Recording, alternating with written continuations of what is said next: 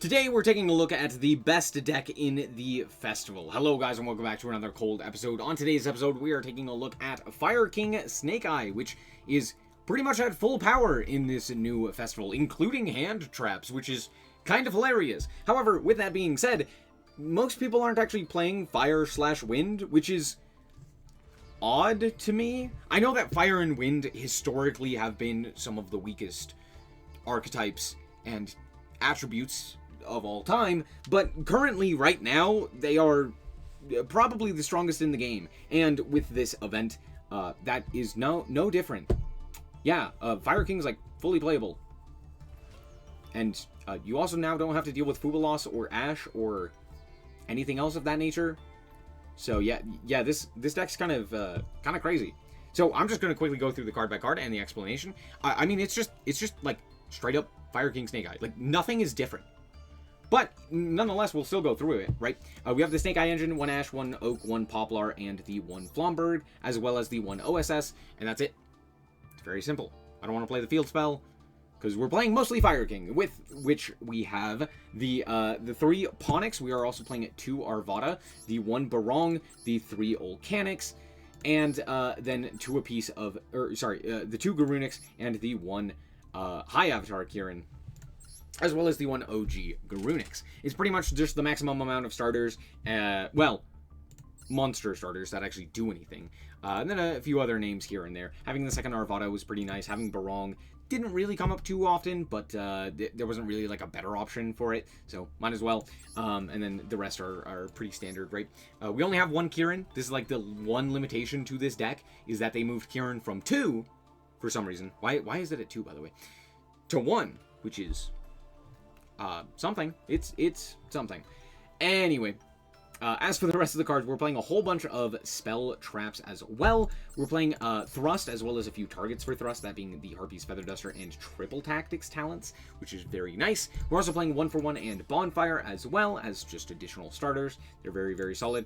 Then we're playing 2 apiece of Fire King Island and Fire King Sanctuary. I realistically don't want to see more than these. Basically, you want to see them off of Ponix, but like it's nice to have that second one. It gets to disrupt it a lot. People are playing like Ogre fairly often, which also makes the Sanctuary a bit better as well. And then we're also playing 2 Skyburn. If I could, I would cut this to 1, but it is so incredibly useful to have additional copies that you just kind of need to have this at 2, right? Being able to have the ability to like normal summon a Ponix and search this, and then still have it as follow-up later for an additional Ponix is very, very useful. So yeah, just overall, very, very nice. And then, of course, we are playing a bunch of hand traps, as I mentioned. 3 Ash Blossom, 3 Fuwa Loss, 3 Imperm, and of course, 3 Impulse. Impulse is crazy in this deck, just locking you out of potentially Fuwa Loss, but that's it. Everything else is just like, go, go, go. It's so nice. Yeah, that's pretty much it. The extra deck is kind of silly. We're playing Black Rose Dragon, which technically can be made due to the fact that Ash Blossom is a 3, and we have a whole bunch of 4s. We have Arvada, we have the Volcanics, and of course Barong. So, a bunch of different ways to summon it, which is kind of funny. We're also playing Banshee, just in case we have the ability to put 2 4s onto the field, and then they, like, negate them or something else of that nature. We can then go into Banshee to then search out the Poplar, which then gets us into that combo through that, which is pretty cool. And then, of course, the 2 Hyong. Hyong's crazy. That's it. Thank you for coming to my TED Talk.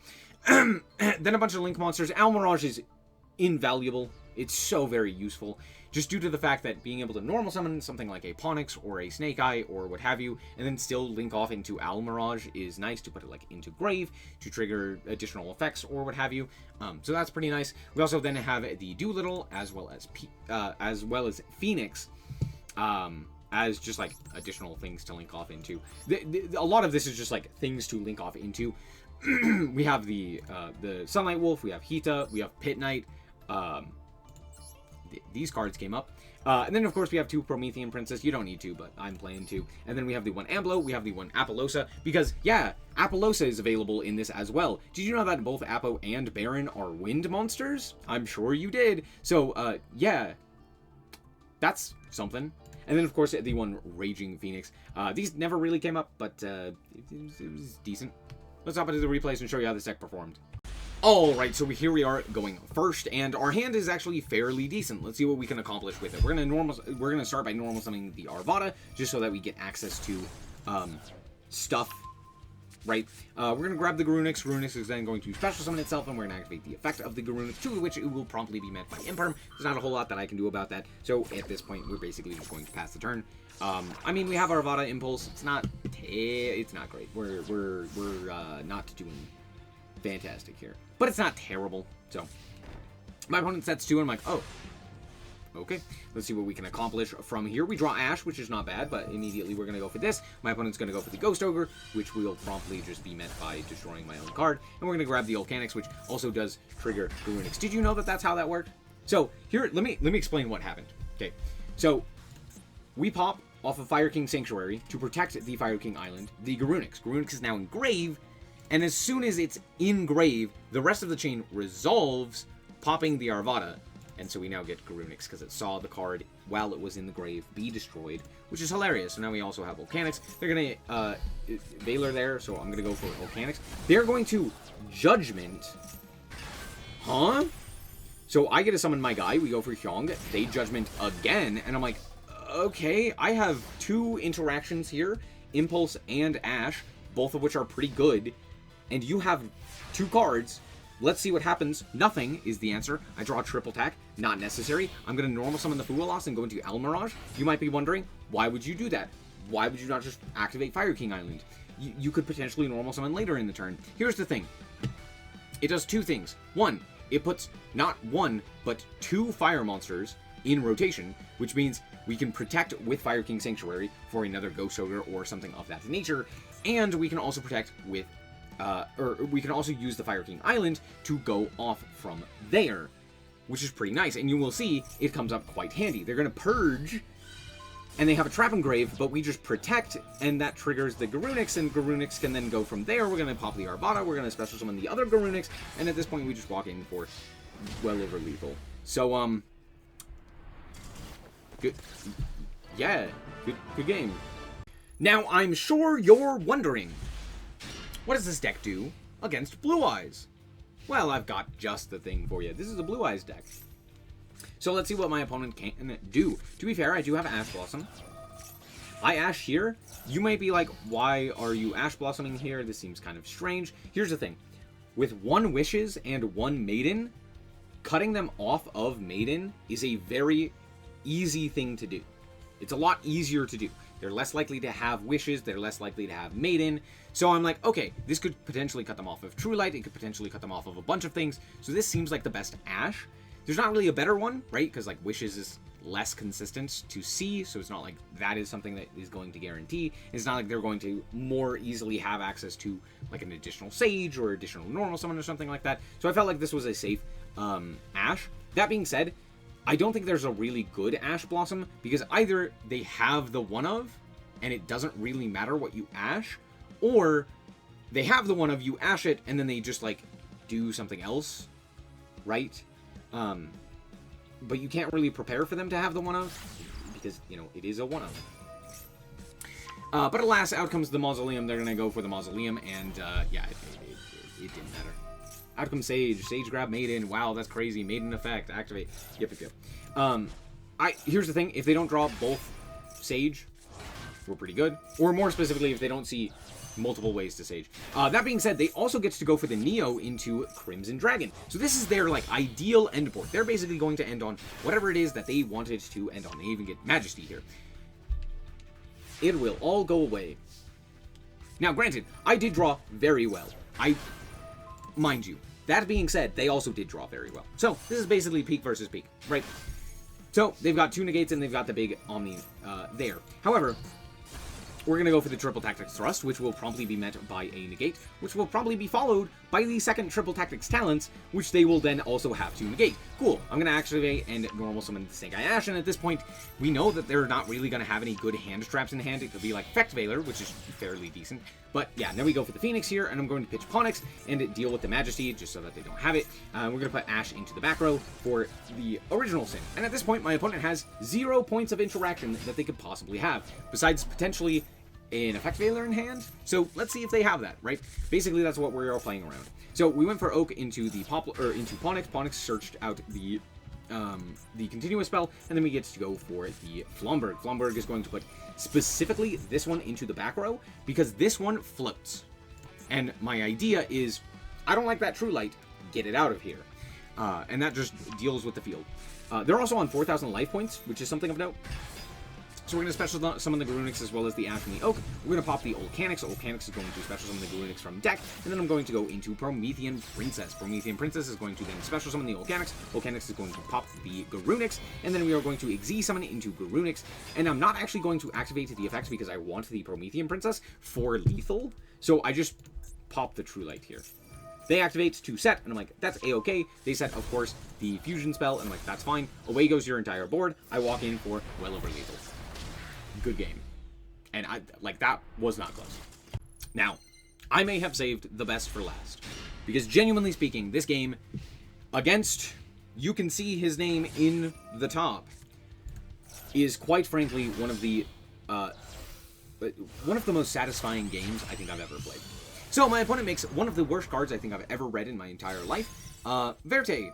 Hip hip hooray. They're going to then go for the rocket as well. Grab that. They're going to go for the Magma here. Activate the effect of the Magma for the end phase effect.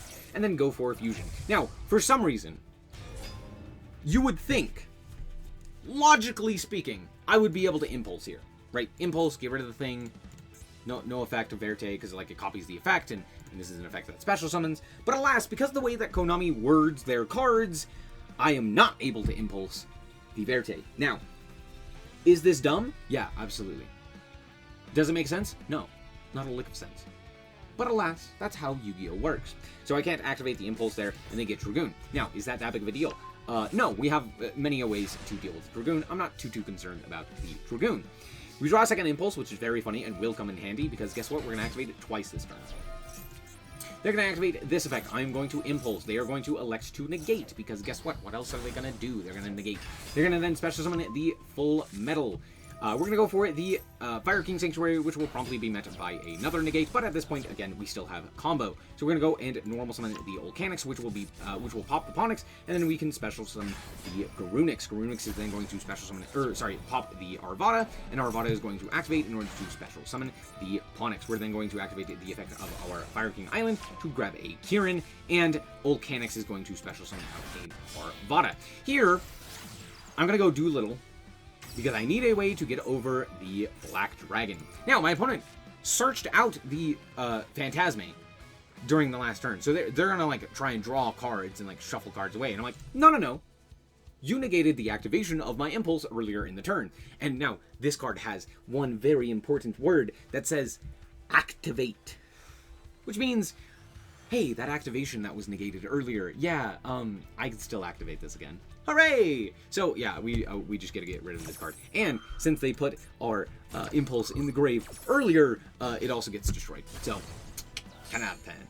Anyway, we're gonna go to combat and walk over this Dragoon. And at this point, I'm feeling fantastic. We're also gonna walk over the Verte, of course.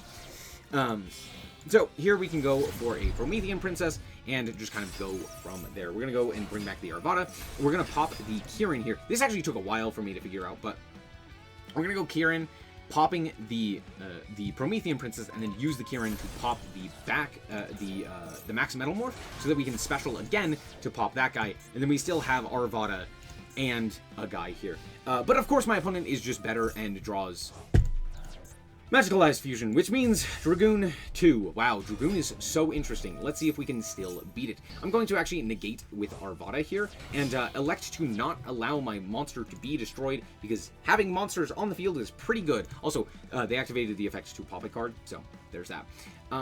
Anyway, Striker Dragon. Yep, there's Striker Dragon. I activate Promethean Princess here, which I don't know why I do this, but I do. And I realize, like, hindsight's 20/20. But the thing is, they hadn't used the negate for Dragoon. And so I was like, oh, I'll special summon this before they have a chance to use the negate. That would have been, that was just silly of me. I shouldn't have done that. That was just dumb. This is a huge mistake. However, will it matter? Let's find out. Because now they get to do this. which allows them to go basically into their full combo again. They get to special summon here off of the Recharger, so they're going to go Recharger. And of course, what do they bring back but Magnemite, which means now they can go into the Bestial Dispotter and reborn the guy that they banished earlier, which is, here. And then they're going to pop my Promethean, which will then also prompt the Garunix to come back, and we're going to go Garunix, which they will negate because we banished the Skyburn earlier, so they do have the ability to do that. But at the very least, we're not dead.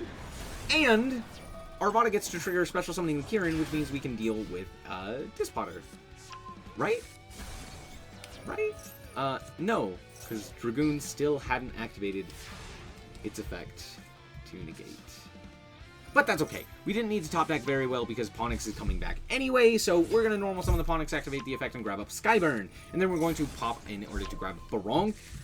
We didn't really have... We're running out of options. We have very little in our deck at this point. So I grabbed the Barong, which has the ability to, at the very least, special summon itself.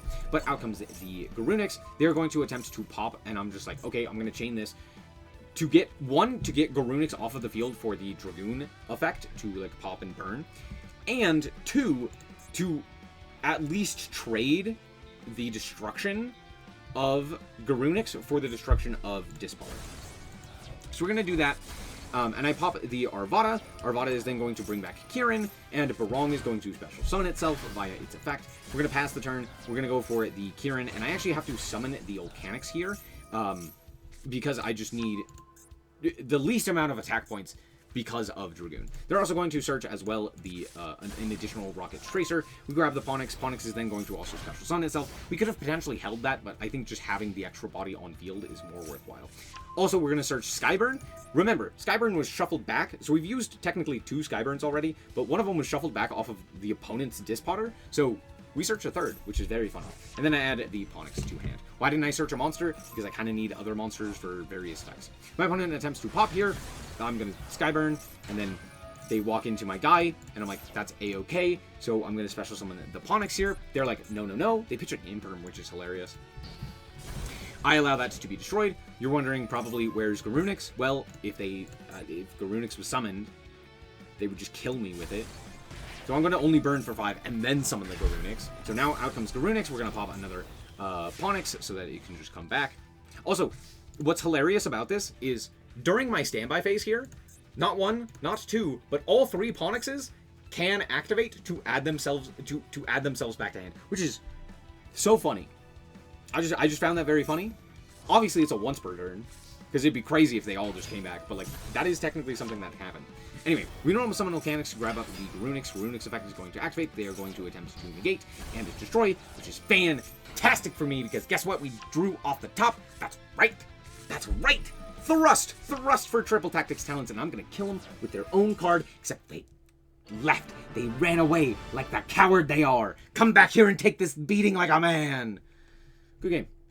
Now, given the current representation in the event, where 41% of the coins, I guess, I don't know, 41% goes to light and earth, and 35% goes to water and dark, why is it that only 23, or however much it is at the current moment, is on fire and wind, when fire and wind is very clearly the best? And the simple answer is new toy syndrome. Right? People really like Blue Eyes. It's new, so everyone's going to play that. And in order to beat Blue Eyes, people are going to play Bestials, which leads them to Dark. No one really wants to play Fire because it's been meta for so long, and we've been playing it for a long time. Pretty much every deck that would be relevant in Fire and Wind is relevant in Ranked, so you could just go play Ranked. Now, granted, that's not really saying anything in comparison to what is available in Light and Earth and Dark and Water, because that's pretty much just Ranked, because this event is really interesting. But, with that being said, this deck is incredible. It's very, very powerful. It beats, like, every deck. It plays going first, it plays going second. It has the ability to play non-engine. It's, like, the exact same thing as it is in Ranked, whereas other decks are, like, actually nerfed. So, yeah, play Fire King. I don't know, it's fun. That's all I got for you. Anyway, thank you guys so much for watching. I hope you guys did indeed enjoy. If you did, I like it very much, so appreciate it. And remember to always stay frosty. Bye-bye.